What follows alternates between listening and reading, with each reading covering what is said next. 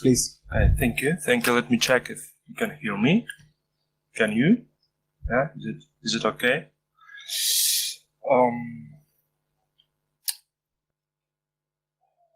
Okay. So we start.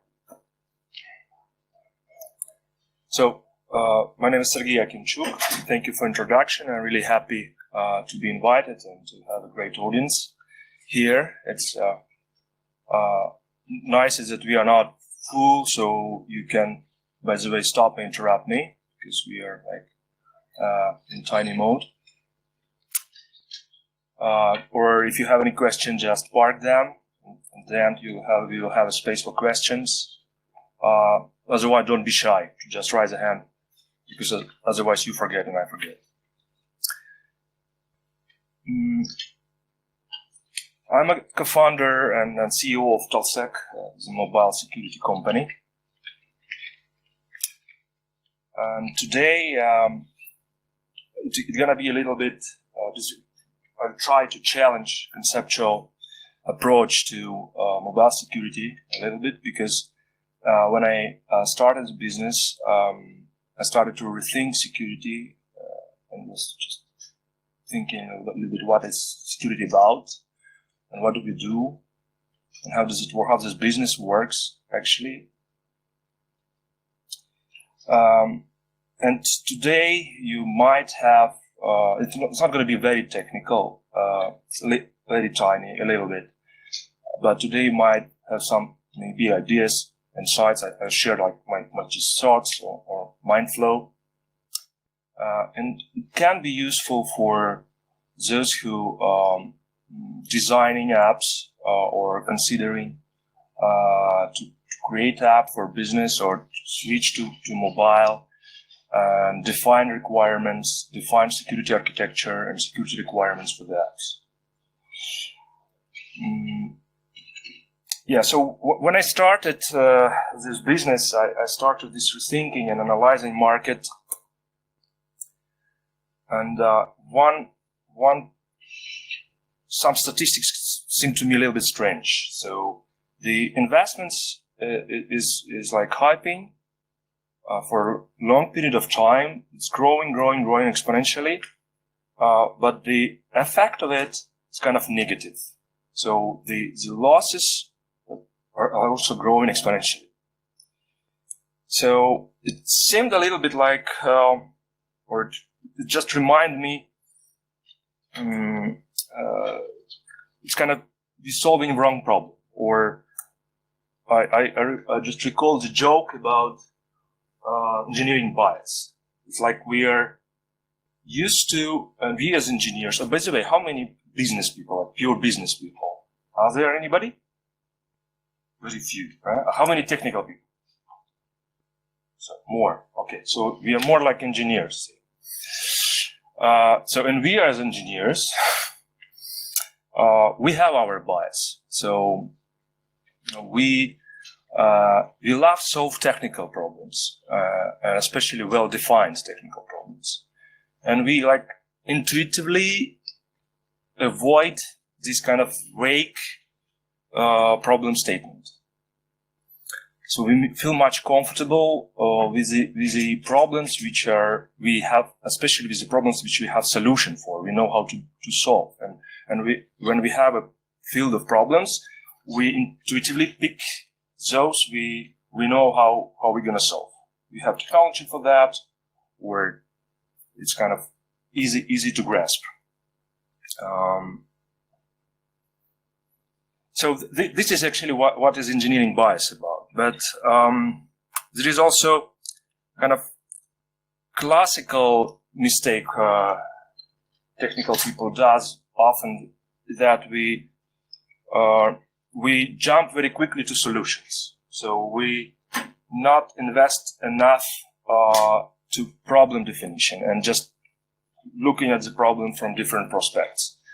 So we really love to think about solutions and not to get stuck in problems, which is usually which is very often like a root cause of many mistakes. And this we as a technicians needs to learn a little bit to stay in calm and elaborate a little bit longer than just start coding,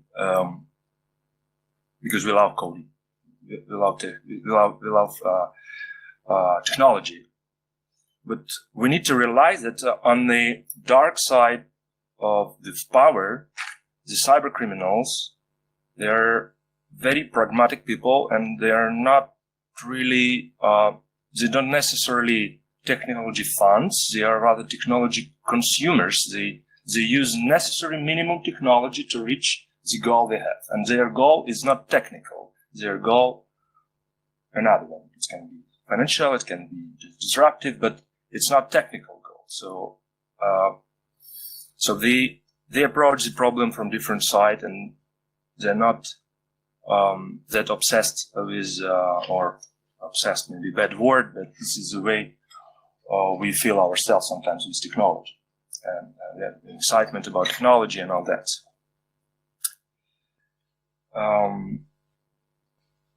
Okay. Some of you may say, okay, and one example of that is, for example, quantum computing. So I don't believe all the cyber criminals immediately jump on breaking RSI algorithm with quantum computing just because it's possible, while social engineering and phishing still works well. So the point is that technology is instrumental, and goal is not technological. So you may say, okay, I know, Sergiy, where you're pointing at. Social engineering, phishing, scams, all that. It's actually not that much technical issues. These are users' mistakes. It's educational problems. It's a problem of, I don't know, media, schools, government, whatever. This is partially true. But I don't think it can be fully solved. These problems cannot be fully solved by schools, government, and media. First of all, because the attack vectors, dynamics, and velocity of creation is they're so quick that non-educational cycle can manage to include these things in the educational program. Another reason is that it's very context bound or use case based. The attack vectors are very use case based.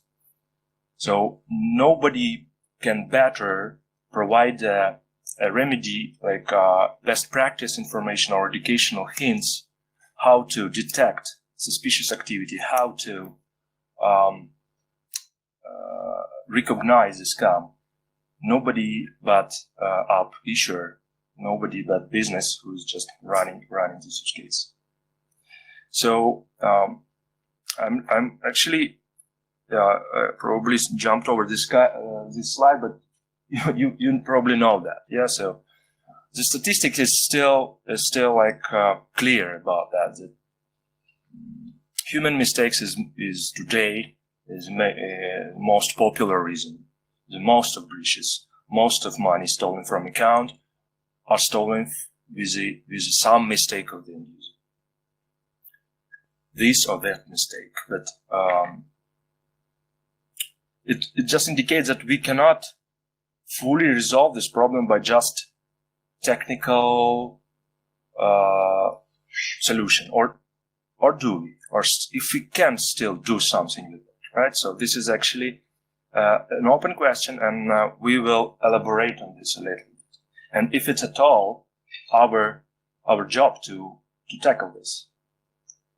So if you should include it in a scope, uses mistakes.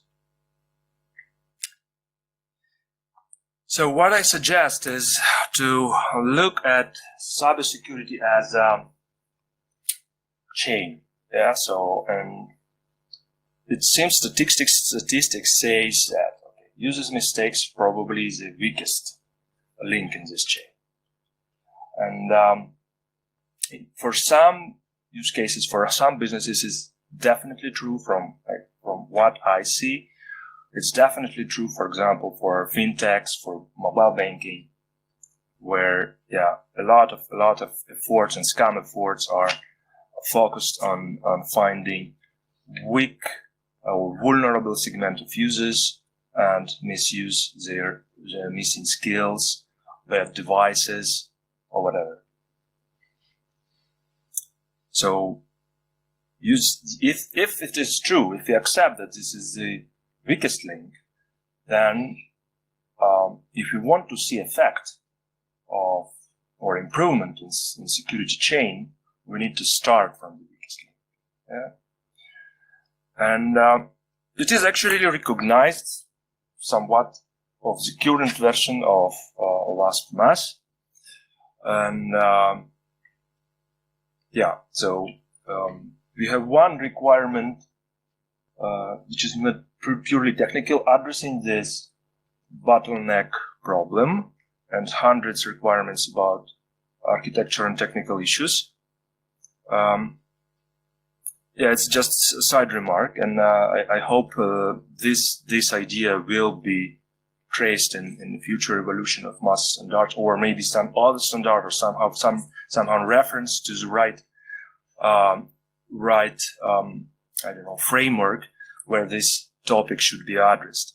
And I'm happy that OWASP is really at least somewhat recognizing this as a problem which needs to be addressed.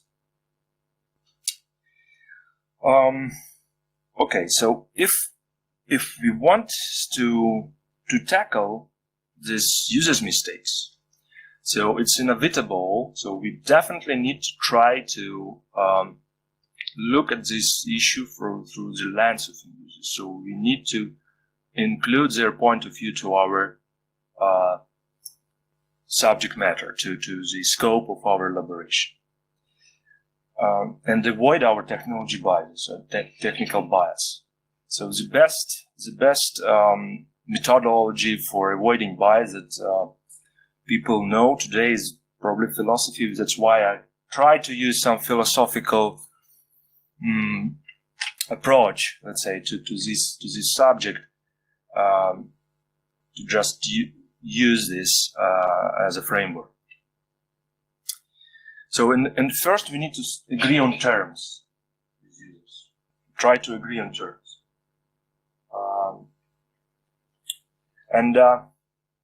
First simple term is security. Yeah. So what is security? It's kind of obvious thing for us. It's something good.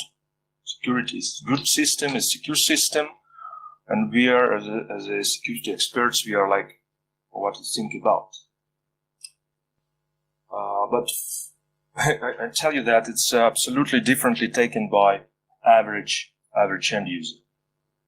It has this negative or kind of element of discomfort in this word security. It's definitely linked to some discomfort or fear to make a mistake, discomfort of some restrictions. I need to, remember longer passwords. I need to do other steps with OTP. I need to use it only one device, not two, or when I'm in another country, I have travel. So it's always coming with some discomfort. I don't know. Is there anybody who never blocked a banking card for the wrong pins? I don't know. I did it triple times. So this kind of discomfort from security measures is kind of it's natural for security, and this negativity is actually coming from by design. Security is limitation, comes with limitation of freedom or privacy. It is by definition.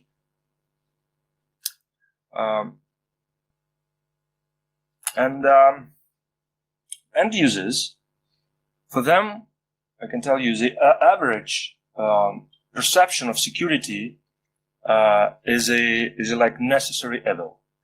This is average perception of security. It's necessary evil. And I can tell you, if anybody here ever sell security solutions to big corporations, you may experience that this approach, this perception, to security as necessary evil is also belongs to top management or marketing people. Is something is bothering, expensive, and doesn't have a direct link into revenue. And when you sell security solutions, you sometimes feel like a necessary evil advocate, and this is our kind of piece of our job. But this is how it is perceived. What is important to note is that for end users, the security is actually the objective or a real level of security of the cloud solution, especially, is really hidden. They actually don't know and don't have a clue, and they don't care. Actually, they just presume you are good. You do what you have to do. But what they really have access to is safety. This is their individual feeling. Safety has another word. Has another meaning a little bit. So it's linked to individual perception. It's like feeling safe. If I do feel safe or I don't feel safe, it's my individual feeling. So I don't know if I really secure or not, but I feel safe or not. So I can feel safe in insecure situation if I don't know, or I have some skills and I'm okay. So you see, it can be different, and moreover, they can contradict each other. So some security measures can harm safety feelings, like surveillance, video monitoring. Many people don't feel comfortable under monitoring and don't feel safe, actually, due to security measure. Some people don't feel safe due to machine learning profiling of the users, machine learning detection, risk scoring, and all these technologies. They just don't like this. They don't feel comfortable. They don't feel safe because their data somehow used to train some evil machine. So here we agreed that there are two worlds. Individual perception by user is like the user is more about safety, and the only thing they can feel and grasp. They can not grasp security. And this safety is actually about balance or equilibrium, about this freedom and security. Yeah, so some people feel comfortable to delegate part of their freedom to somebody, for some higher power that will take care of us. And actually, we are entering the philosophical concept from Middle Ages, which is called social contract. Basic idea that the social contract is when you delegate part of your freedom to some higher power that take care of your security, but takes from you part of your freedom or privacy. In our let's say daily life, in our normal life, physical life, we experience it in relations with our governments, which give us police, army, whatever. But we can somewhat influence it. So this social contract can be adjusted by us as a population, as people, as citizens, through the voting mechanism, through the elections. It works imperfect. It has 5-year lag. It is vulnerable to manipulation, to fake news, but it works. So what do we have in our digital world? You may say, like, cookies, GDPR. This is where we adjust our social contract, right? These ugly pop-ups on every website where you can define something like balance between freedom, privacy, and security, features. It's a kind of nightmare. I just wait where some smart person writes some OWASP or outside of OWASP some standard that this fine-tunings and definition of my preferences can be in browser and taken by website, and I don't have to put this stuff again and again in every website. I hope it's happen someday, because it's nonsense. It should. How is this implemented? Just like, isn't it fun? Yeah, I don't know. I don't know why it is there so long. But okay, GDPR was a push, right? But it's too long. It could be solved. It should be solved. But again, standard would be nice idea.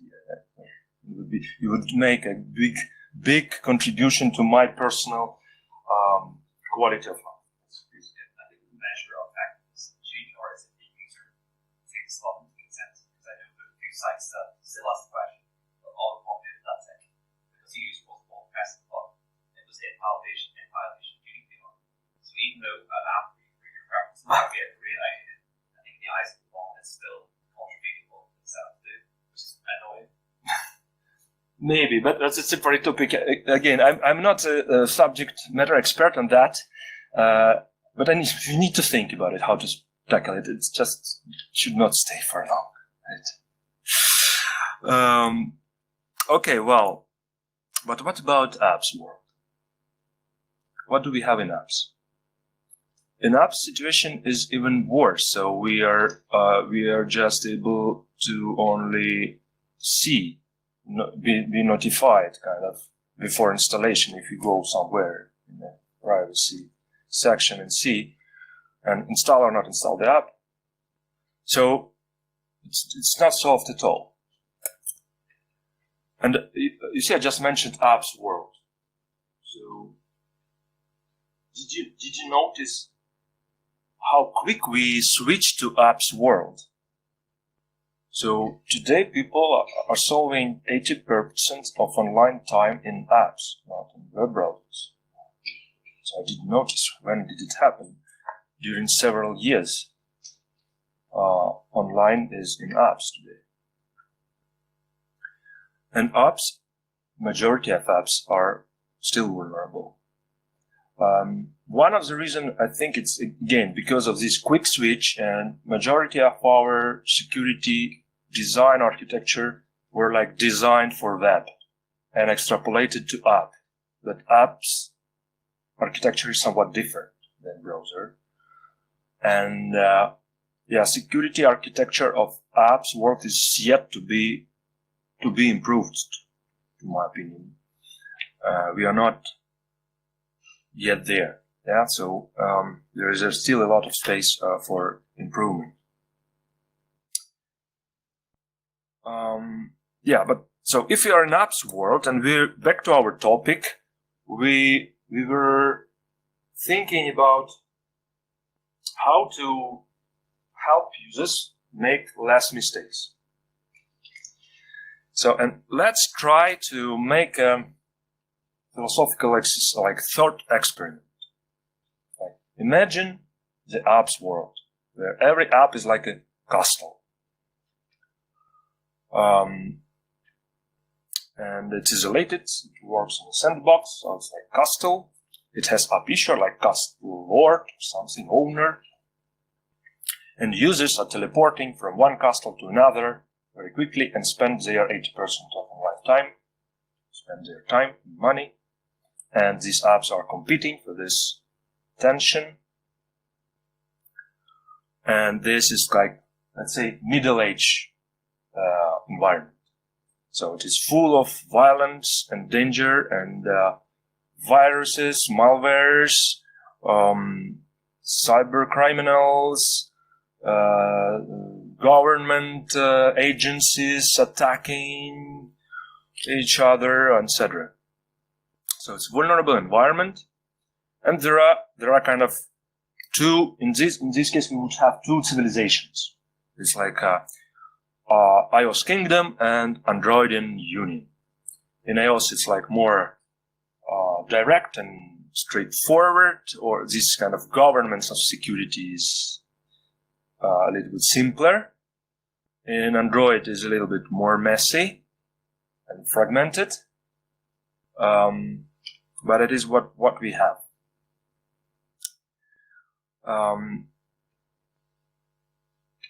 In such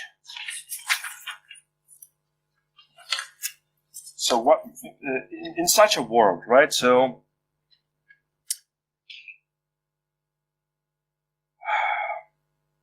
what would we do and how would we feel as Castle owners? How would we help our users and to suffer from cybersecurity problems? First of all, we would be thinking about this dilemma about safety and security. Yeah? Either to make it more, to focus on the user's prospect, about his feeling of safety, or just do some hardcore security, not necessarily making users happy. I think in this middle age world, in this apps world, I would bet on safety because I need these citizens. The more citizens I have, the stronger my castle. The more money I have, the better my economy, the more resources I can invest to security. Just from this prospect, and I live there, so like for the matter of self-security, the better people around you, the more secure you are. So you definitely go for trying to make users feel safer. Okay, now, so we are users in this age. So how would we feel, and would we estimate or evaluate security of apps, security of this custom, right? Visually. So the only thing how we can experience safety in this apps world is like guns, walls, gates, towers. So we see this is more robust or less. It's okay. So this is how we would experience security, right? Yeah, please. Sorry?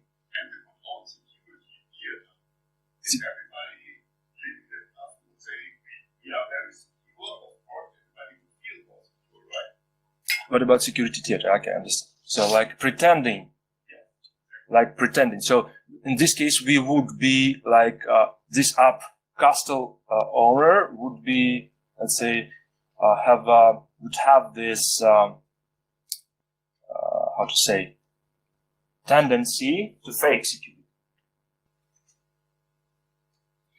But yeah, the point is not fake, but okay, yeah. The more I say I am strong, the stronger I am. This kind of thing. I don't know if it really works. But if you say you are strong but you are not, one day you will pay for it, very high price, I would say. Yeah. To me, is important is that the idea is that when you invest in some security, to make it visual, to make it to productize it, to make to wrap it to comprehensive and valid, like you do with the functional features. You document, you make it nice, you make it clear in order to be used. So it's again making security people a little bit more like normal feature developers. It should take into account how this feature is used, doing like design thinking, doing profiling of users. Some users might have stronger security, more freedom, or some less security but more freedom, and others. So let's say behave like you would do the designing features and make security as a feature. And actually, what it opens, what opportunity it opens? It's open opportunity to resell your security investment to your end users. So if you do something, try to do it the way that it can be consumed. Not security for the security, but security for benefit of users, so that they understand, perceive that this is done for me, and it helps me. Which is not usually the case how we do security today. Because security is a casta outside of overall feature development process very often in many organizations. Okay. Productize.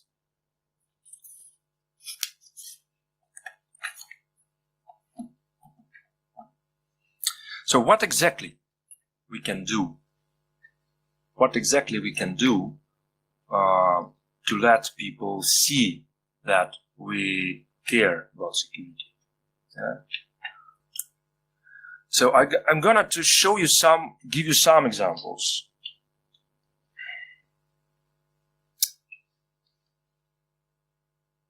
And it would be also interesting to know how many users. So one of the things that, as I mentioned, you can resell the security features you implement, kind of sell it to users, or if you do some kind of detections or scam elaborations or fraud detections to notify your users, right, about that they fall to this right signal. So, one example of what features you can resell is, for example, many apps today implement OWASP, for example, resilience requirements, which are usually done with the help of RASP technology. RASP is runtime app self-protection, and this is this kind of tool or SDK that can let app control a lot of different security controls of operating system, of the device itself, of app itself, etc.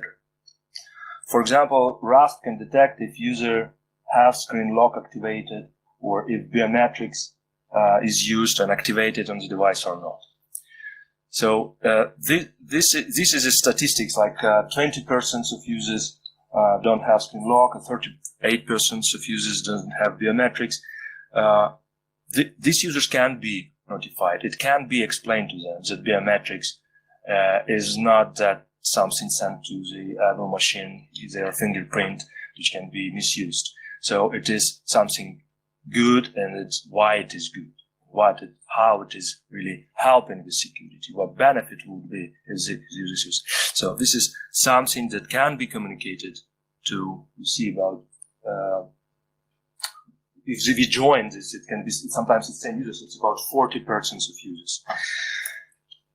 So if you go a little further and also include additional, more technical controls on the device capabilities, hardware security chain, for example, one of the example, if Google Mobile Service is enabled or not, etc. So you can see what would be the percentage of your users if you notify them if they have something wrong. And these are actually the way how you can a little bit show off of your security features, and the way kind of reselling it. Another example that I mentioned, if you do fraud detection, so your team knows what kind of scam is going on. Your team knows what is popular now, what's happening. You can do it broadcast way. You could inform everybody, or you can really notify only vulnerable categories and make this message really individual and comprehensive, understandable for elder people, for younger people, for refugees. Just one example, I recently been attacked. I live in Czech Republic. I'm Ukrainian, so I'm foreigner there, and I got a call Russian-speaking guy, was trying to convince me, his police, financial department, whatever, financial monitoring, and tried to convince me to link my bank account with another device. And his story around was so nice, so well done, so trustworthy. So even I had kind of doubts, because there were a lot of details, nice stories, nice like references, etc., etc. So it was really contextual. So only one thing he knows about me is like my name, that I'm not a native Czech, and my phone number. It was enough for him to try to exercise me. I talked to my bank, and bank said it is ongoing scam on Ukrainian refugees. This is because there are a big wave of Ukrainian refugees. They are like lost. They don't know language. They don't understand the local financial traditions, how it works, etc. And so they say this is how it works, and bank would really benefit. So it was like disaster, a lot of exploits, and bank would really benefit if they can share this information between them within the community of banks and try to share this attack vector and communicate vulnerability with users. But it's not something they did. So this is just an example how this investment in security can be converted, productized to something that users can consume and gain a trust to the business. Another aspect of security is report abuse. How difficult today is to report an average big bank. You have, in best case, you have a phone number, hotline where you should call if you feel like you're hacked or something. You spend like 20 minutes listening some IVR music, and then probably somebody talked to you, and somebody not really capable to understand very often. So it's not security expert who will talk to you, to the person who just picking the phone up. But in a lot of apps we already have some possibility to report abuse. So it's a really nice feature. It can be done in a very nice way. It can be really nice to have thing. So you feel much better when you have such a tool, that you know where to, if something goes wrong, you can quickly report it. If you are, let's say, this castle lord, you would definitely be interested to have this like ringing bells in case of fire, right? And if you are castle lords, you would definitely be happy to have your like militia, so the kind of volunteers who are happy to help you with your security, who are happy to be suspicious, to check suspicious behavior of players, of, contragents, of users, other users, monitor these calls and report it and really contribute. It is really opportunity not used if you don't tackle this free team of security enthusiasts on your board, which definitely every business can have. And if you are castle owner, you would definitely train them. You definitely invest resources to make them feel they are learned, they are listened, and they are part of the team. Okay, so I'm approaching to ends. There are only a few topics I would like to stress here. So what is extremely important nowadays and very often is not really used, is to collect this attack vectors information. This is priceless information today. and it's very hard to get, especially because there is a gap. There is a kilometer-long hole in the ground between security vendors, which are developing tools, and those who can access this information and collect, so using tools and collecting this information. But those who develop them, they need them the most, because they can improve machine learning mechanisms. They can improve tools and use this information. Yeah? Especially if you link different type of information, type of device, vulnerabilities of the device, vulnerability of the operating system, user's profile, user skills, all this aspect of this different information together, linked to this label, exploited, is a priceless information, of course. Because if you can collect big collection of such data points labeled with exploited, so that is attack vector actually, then you can train people, you can train machine, you can really do a lot.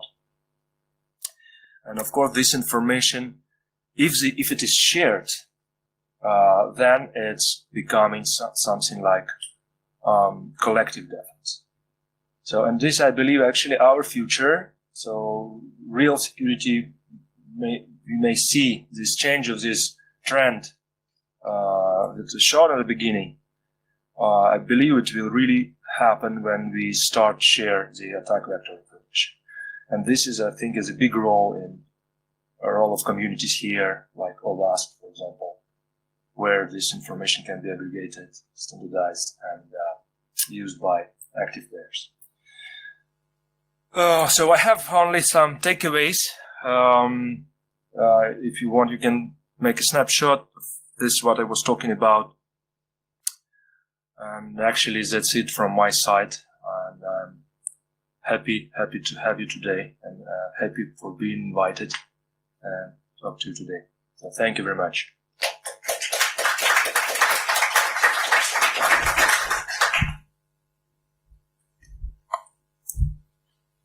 Thank you for the amazingly insightful talk, Sergiy.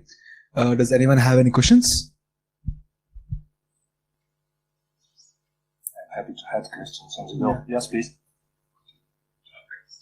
Oh, yes.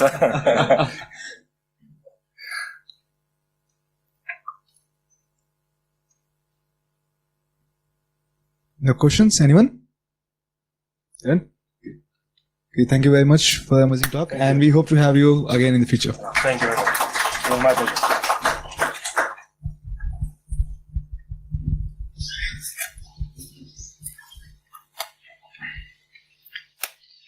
You